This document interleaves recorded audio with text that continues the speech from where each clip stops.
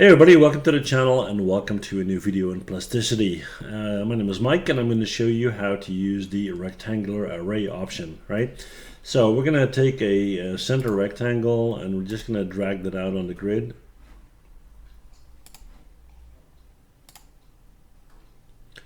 Something like that, looks fine.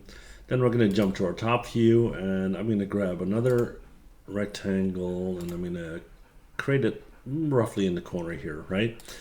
Okay, what you can do with the rectangular array option is you can repeat this square downwards and to the right? You can create a pattern if you will.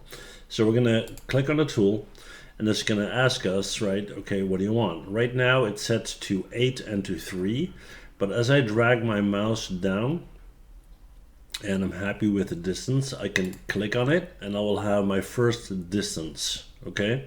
Now the second endpoint will be if I repeat to the right. So I'm going to click on that, then I'm going to go up here and I'm going to click right there.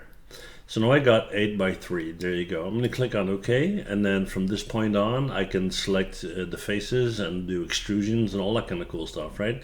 You can do this with edges, you can also do this with solids. So that said, have fun. I hope you enjoyed the video and let me know what you created, all right? See you guys in the next one. Bye.